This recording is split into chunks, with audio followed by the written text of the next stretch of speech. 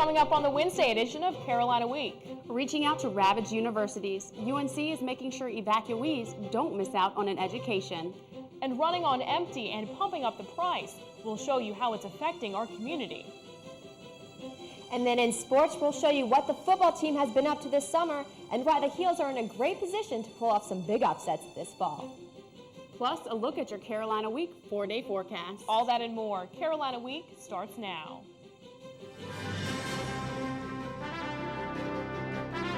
From the School of Journalism and Mass Communication at the University of North Carolina at Chapel Hill, this is Carolina Week.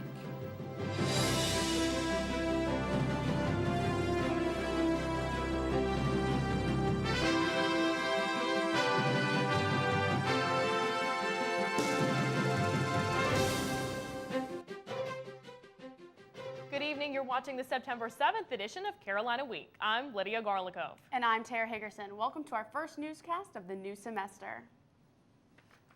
Well, it's the second week of school and classes are now in session, but some students are just now enrolling. Sean Maroney joins us in the studio to tell us why. Tara, more than a week since Hurricane Katrina ripped through New Orleans, many people, including students, are wondering how they're going to rebuild their lives. This is worst case scenario. You can't go back. There is no New Orleans. There's nothing. Nothing except rooftop sanctuaries and the desperate search for supplies. For now, Tulane student Joey Numergut is safe at his parents' home in Raleigh, but he can still see his school out his rear window. I'd like to go back to school and continue it, but I don't know exactly what's offered or if there's anything comparable. As one of the many displaced students, Numergut is facing what would be a wasted semester if it weren't for the efforts of local universities. Steve Farmer is in charge of UNC undergraduate admissions. He now spends his days in contact with these students. We've been trying to help students with all those difficulties as best we have been able to. UNC is offering temporary enrollment in the form of one-stop shopping to students who are North Carolina residents. We've tried to have everybody in one place so that we can get students enrolled in classes as quickly as possible. This means students meet with assembled advisors, discuss their options, and can end up in classes sometimes by the end of the day. That's good news for Numergut, whose car still bears the grime from his escape. However, as he looks to the future, there's only one thing on his mind. I want to go back. I mean, there's no doubt in my mind. I want to go back. This is like a city that I lived in. These are the streets that I traveled down. I know it will never be exactly the same place that it was, but I want to see it become that. Probably have to wait. Even though Tulane representatives say the university will reopen in January, Numergut says he's considering himself a Tar Heel, at least for now. And Sean, what kind of transition are these students facing? Not the smoothest, Tara. Farmer told me the communication with Tulane and the other schools is still difficult, so Carolina advisors are really working with the students who are trying to get started, already 2 weeks into classes. Sean Maroney live in the studio. Thanks, Sean. Businesses throughout town are also helping out with the relief efforts. Here's one company with a sweet idea. Maple View Farms Carborough store donated an entire day's proceeds to relief efforts. As they made homemade waffle cones and delicious sundaes, they not only satisfied the taste buds of local buyers, but also helped the victims of Hurricane Katrina. The line stretched down Weaver Street from noon to 10 in the evening on Monday. Buyers said that this was a good way to get the community involved in a worthy cause. It was really great when I showed up here to see the long line of people waiting. I think that's what I'm most excited about, and just to know that a local business is willing to go the extra mile for something like this. Maple View Farms brought in $30,000 in sales and donations. And if you weren't able to make it out to Maple View, you still have plenty of opportunities to donate. Students can use their One Card to make donations to the American Red Cross, or students can donate blood on Thursday in the Great Hall. You will find a vigil in remembrance of Katrina victims in the pit at 7 p.m. on Thursday. And if you eat at Franklin Street Pizza and Pasta or the East End Martini Bar, you'll also be contributing to the effort. Well, one gas station is going the extra mile to help out. And how much would you pay for gas? How about nothing? You're welcome. Thank you, ma'am. Cars were lined up by 5:30 in the morning Wednesday. Drivers were ready to take advantage of the WCHL Gas Giveaway in Citgo off Martin Luther King Boulevard. Instead of paying for gas, drivers were asked to donate money or food to the victims of Hurricane Katrina. The sponsors gave away over 1,000 gallons of gas, and it's a good idea but for drivers, it's about more than just the money. But I hope that it's not just the money. You know, people down there need food and water and clothes, and you know, any kind of help they can get, I'm sure they'll appreciate. By 9 a.m., food donations filled 2 vans. Organizers took donations until the sun went down. While those businesses are giving it away, other gas stations this past weekend watched as their tanks ran empty and no trucks came to fill them up. Gene Adams works behind the counter at this BP station in Chapel Hill. These plastic bags covering the pumps and the fact that there isn't any gas below them haven't been good for business. When we did have gas, you know, that's basically what you sold, you know. That's basically what it was, because Thursday, I did over $12,000, and most of that was just gas. She got regular gas back this weekend, but Friday she didn't have anything but diesel. She did only about $1,800 worth of business. On campus, administrators are encouraging classes and faculty who are traveling to consider the availability of fuel for their return. The Office of the Chancellor also says that the campus service station is low on fuel and that the university's fuel supplier doesn't have any either. Chancellor Measer is calling on everyone to use their best judgment and creativity to help ease the fuel shortage. Students like Brent Farrell and his wife are riding buses more now that gas prices are rising and availability is falling. But Chapel Hill resident Paul Naj says those concerns are the least of his worries. I'm concerned about human life more than I am about my pocketbook. And he's confident others feel the same way. And one thing that police are concerned about that's often associated with this rise in gas prices is actually an increase in gas thefts. And in fact, the police say they think somebody stole gas from them. Police believe someone siphoned gas out of the Chevy Blazer police truck last week while it was parked at police headquarters on Martin Luther King Boulevard. Chapel Hill Transportation Interim Director Kurt Newfang says his department is putting safeguards in place to make sure it won't be facing the same situation. We are going to monitor a little more closely our fueling stations to make sure that we're dispensing fuel in the right vehicles and that sort of thing. We've got some stop measures in place because it's all automated.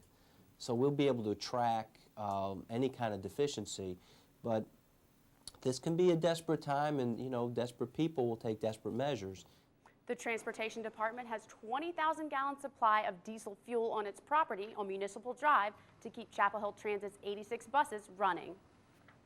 Would you pay more for a particular fuel if you knew it would help the environment? Well, whether you know it or not, UNC students are already doing that. The P2P buses have been running on biodiesel since the first day of school. The fuel is more expensive than the regular diesel used in the past, but it's a lot better for the environment. Biodiesel fuel can reduce smog, acid rain, and ozone deterioration. The money to fund this change comes out of student fees and costs each student $4 per semester. And a lot of students will be relying on these buses even more because for many of them, their home is a little farther away than they expected. And nearly 400 UNC students are settling into their new on-campus apartments on Mason Farm Road.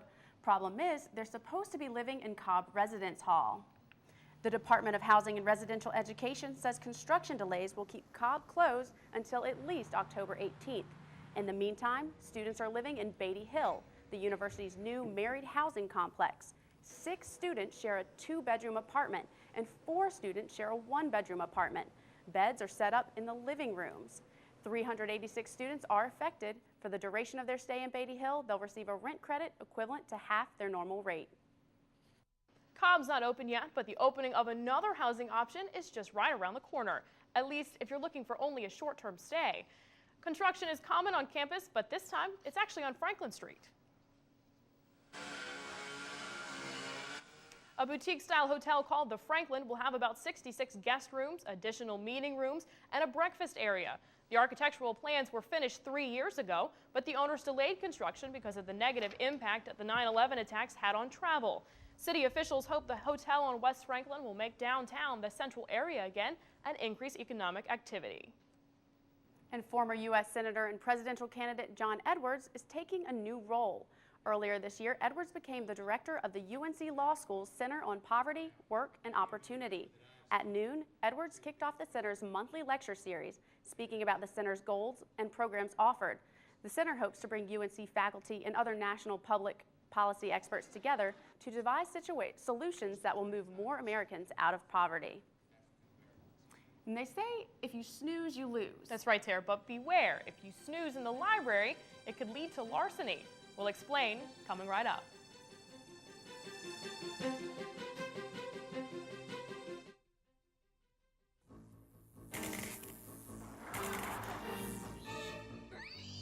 There's one. Come here, you! Is it mice? Nope. Rats? Nope. Hogs? That's right, miss. Hogs? Energy hogs. If you're wasting energy, you'll find one in your home. Got energy hogs in your house? Now you have the power to do something about them. Log on to energyhog.org. Hey, let me go. In your dreams, Porky. Because nobody likes an energy hog. I'm doing it right now. I do it all over town. I do it every day. We do it in a group. I did it after dinner. You don't have to go to the gym to live a healthier life. Add more fruits and vegetables to your diet. Park further away and walk. Walk your dog. Walk with friends. Take the stairs instead of the elevator. They're doing it. And you can too. Start doing it today. Think about this. You're studying in the library and you take just a minute to run to the bathroom or to answer your cell phone, but you don't take your belongings with you. Ross Weiner joins us to tell us how easy it is for someone to get away with your backpack. Ross? Lydia, when you go into the undergraduate library, one of the first things you notice is a sign telling you not to leave your stuff unattended. But Carolina Week found that many students let their guard down at the door. Larceny is a crime of opportunity, so we waited for our chance. After leaving the stacks on the second floor, we found our mark. I went to the bathroom, I came back, and my bag was gone. You know, you go to the bathroom, you don't expect something to be gone in 2 minutes. And Fulp isn't the only one. This student left her bag alone for 15 minutes. And with this bag, Carolina Week walked off with its third backpack in less than an hour. We kept their bags behind the desk, but a real thief could have made off with almost $1,000. People are going to assume that the library is a safe place because it's a place where people study. It's not a place where you automatically assume people are going to go to steal backpacks. Travis Starkey stepped out for 10 minutes to take a call on his cell phone before returning to finish a thank you note. He didn't even realize we'd made off with his bag until almost 5 minutes later. You would not be anywhere near here. You would probably be in a car, probably in an ATM, and if you really go to numbers, you would have money out of the ATM. Many of these thefts occur while people are sleeping. But while your eyes are closed, the Department of Public Safety has the eyes of a new undercover cop looking out for you. In 2004, there were almost 400 larcenies reported on campus. The semester is barely started, but already someone has taken one laptop and a wallet. But now, Ross, didn't anybody try to stop you? Not one person.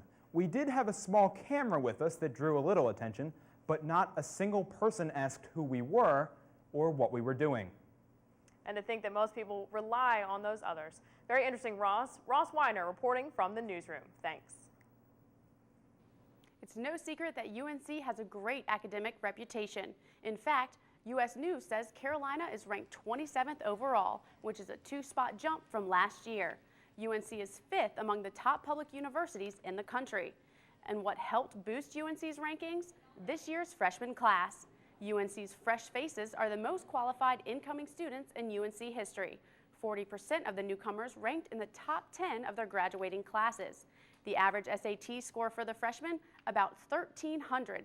That's more than 200 points higher on the SAT than the national average, and more than 30 points higher than this year's senior class.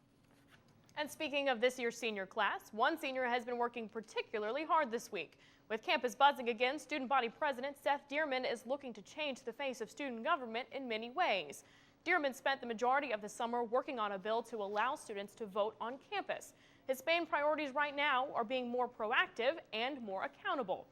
He says he wants to get to know the students he represents.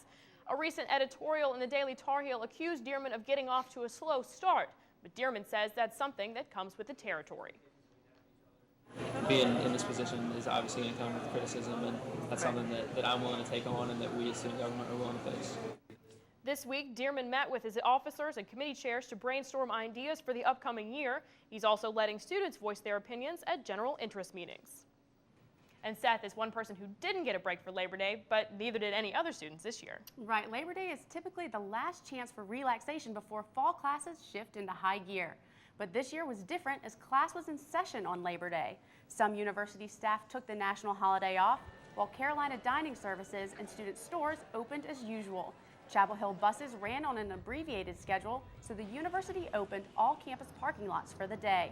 The registrar says the change was made in order to align UNC's schedule with Duke's to accommodate joint academic programs and to meet regulations regarding class time.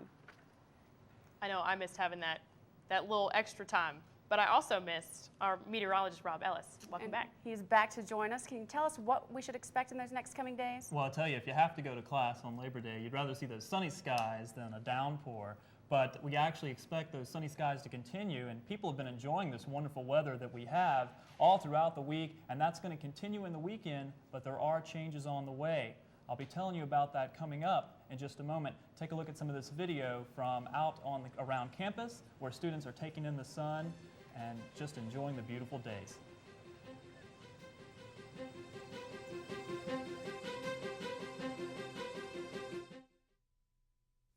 I hang out with a pretty trashy circle. The circle that helps this circle by recycling trash.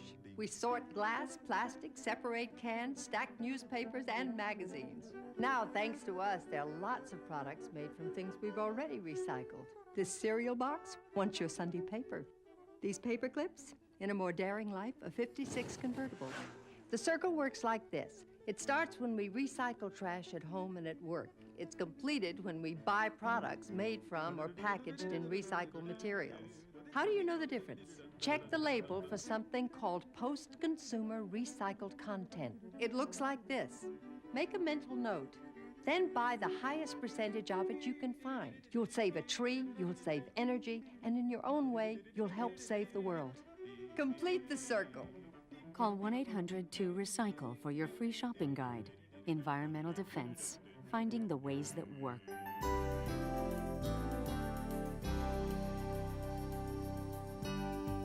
Well, time now for Carolina Week weather. We've been seeing those beautiful conditions all throughout the week. Clear, mild temperatures, it's going to be beautiful, and all throughout the weekend that's going to continue. However, I hate to say it, with all the relief efforts going on along the Gulf with Hurricane Katrina, the tropics are still active, and we actually have newly formed Tropical Storm Ophelia out off the coast of Florida, and actually if we go to the satellite map, I'll jump right to that to show you where it's at. All this cloudiness that you see here, that's Tropical Storm Ophelia, and we don't really know exactly where this storm is going to move. We know that it's going to move very slowly towards the north. That's the current forecast path, but we're not exactly sure because the steering is a problem. If we go to the surface map, I'll show you what I'm talking about. This high pressure system is our steering current, and it's actually blocking Ophelia from moving to the north. Some of the models are conflicting about where this is going to move, and actually some of them actually bring it into the Gulf, and that would be devastating for the relief efforts in Louisiana. But right now the official forecast is to bring it very slowly up the east coast of the United States and forecast to become a hurricane. Now this season has been an incredibly active one, and actually I wanted to show you all the list of names. Here we have all the names for the 2005 Atlantic hurricane season. We've already seen Katrina, of course, we all know what happened there. We're down to Ophelia now, and we only have 6 names left in the season, Philippe down to Wilma, and we've never gone through all those names, so we'll have to see. The peak of the season isn't even here yet. The peak of the season is September 15th, so we have a little bit of ways to go. In fact, I hope we don't get to use all these names, but if we do, it's never happened before.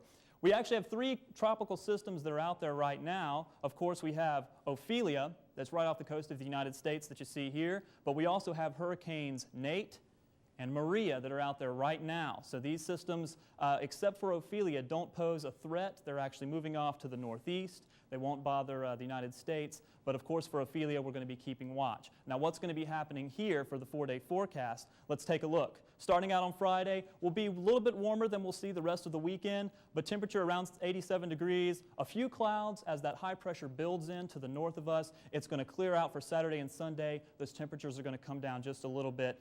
85, 84 on Sunday, lows overnight in the 60s. Now if you're heading to the beach, you can expect cooler conditions, 84. A few clouds building in Sunday. That's possibly due to Ophelia. And if you're heading the other way to the mountains, we can actually see temperatures 77 on Saturday and 75 on Sunday. Overnight lows, of course, a little cooler in the mountains.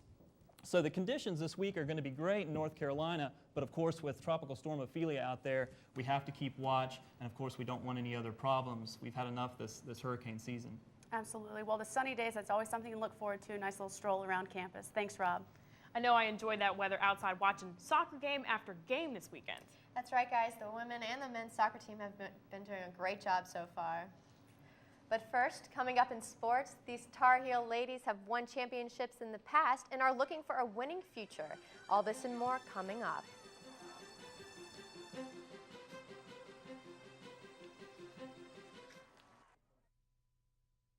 Art can be many, many, many things. The North Carolina Museum of Art offers one of the premier art collections in the Southeast, and it's yours to discover. There's something for everyone. Works by classic and contemporary artists, a 164-acre museum park, an outdoor concert series, performances, and so much more. Experience all that art can be at the North Carolina Museum of Art. There's been so many things that's held us down, but now it looks like things are finally coming around. No stopping, no stopping, no stopping, no stopping, no stopping, no stopping, no stopping.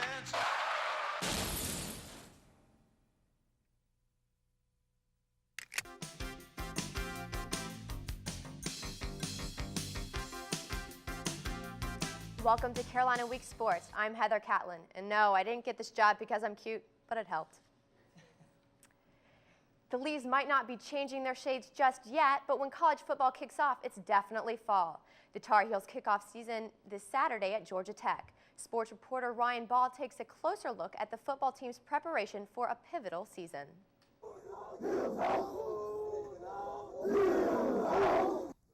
The Heels aren't kidding about this being their house.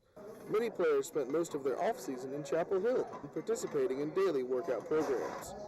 Designed to improve strength, speed, and agility, this workout regimen is no 8-minute wonder. Those are bags of concrete, in case you were wondering, and yes, they're running upstairs. These players are trained to take on what might be the toughest schedule in college football. The Heels' season preparations didn't stop in the weight room. Starting in August, Carolina football was back on campus in full swing and full pads.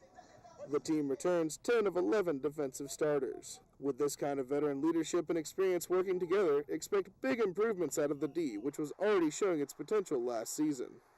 Coach John Bunting has been waiting for years for a defense like this. Well, I'm anxious to see the defense play, number one. I want to see us play hard. I want to see us play really fast. I want to see us make very few mistakes on defense. I want to see us tackle. With the defense finally settling in, this year it's the Tar Heel offense that has to prove itself. Perennial backup Matt Baker steps out of Darian Durant's shadow, and we'll all quickly find out how the offense adjusts to the new on-the-field general. Baker won't scramble like Durant, but has a strong arm, good vision, and plenty of targets. There's no one receiver that has to be your go-to guy that you go force the ball to. They're all very talented. Jesse's obviously the biggest one. Mike Mason's probably the fastest one. Jaworski's the smartest one. Terrell Mitchell as well. You can't say enough good things about that group. So where does this all leave us? This is the most cohesive defense the Heels have taken onto the field in recent years, but the offense remains a big question mark. But if there's anything Carolina is good at, it's beating the odds. In Chapel Hill, I'm Ryan Ball, Carolina Week.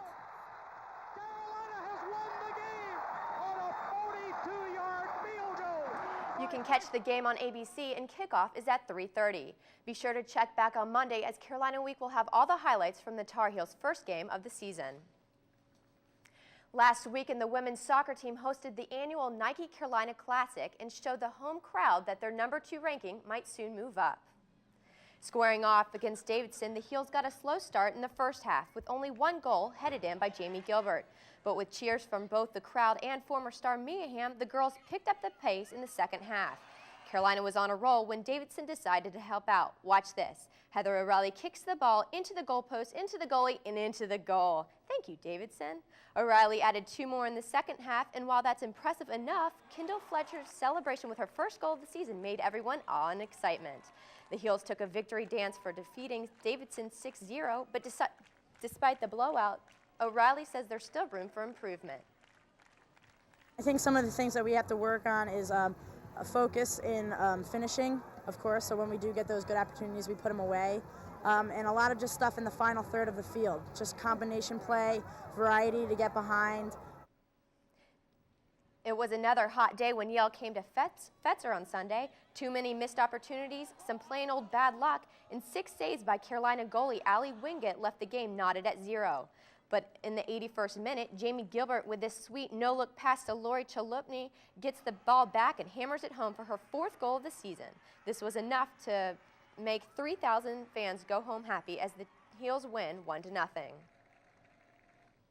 A crowd also gathered at the Dean Smith Center. Jerry Stackhouse and Antoine Jameson sponsored the 4th annual World's Greatest Alumni basketball game.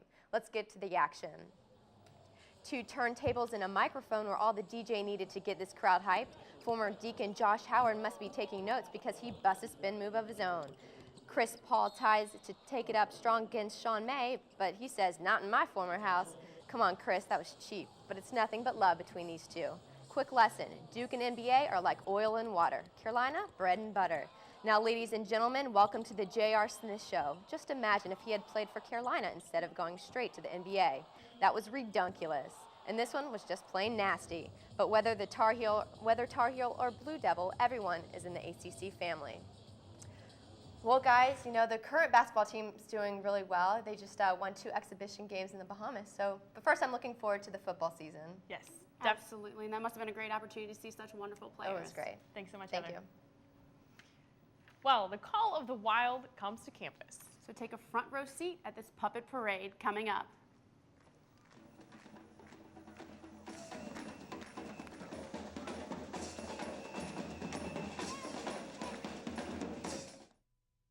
So my kid brother and his friends want a party. Heck, I'll even buy the beer. Besides, if he gets out of line, he has to answer to me. 2.6 million teenagers don't know a person can die from alcohol overdose. Say nothing, do nothing, stop nothing. Okay, so sometimes I turn my back on my kids when they drink at home. At least they're not doing drugs. Underage drinkers are 50 times more likely to use cocaine than those who don't drink alcohol. Say nothing, do nothing, stop nothing. If you have a story idea, contact Carolina Week at 843-8292. You can also visit us online at carolinaweek.org. If you have questions about this program, write Carolina Week at Campus Box 3365, UNCCH, Chapel Hill, North Carolina, 27599. Memorial Hall will finally open its doors to the public on Thursday. After much hard work, the renovation is almost complete. The building will host more than 40 performing arts events this season. The executive assistant says she hopes the newly renovated building will provide a wealth of artistic and educational experiences for the community. On Friday, Tony Bennett will be performing with the new North Carolina Symphony, officially opening the new hall. Well, Tara, I know this was not your normal puppet show. No, it wasn't. It has grasshoppers on stilts, dancing pigs, and cardboard birds. Paper Hand Puppet Intervention presented The Garden of the Wild Sunday night at Forest Theater. Children sat on the edges of their seats as puppets made of trash, cardboard, and papier-mâché danced across the stage. Folks went hog wild and clapped along to the sounds of the drums, keyboard, and the fiddle. So there's certainly members of the Puppet Hand Paper Intervention created the show to celebrate the wild nature of everyday life. I have enjoyed going to that every year. This definitely was a great show. We're going to leave you with a couple of those clips. Thank you. That does it for this edition of Carolina Week. Thanks so much. Have a good evening.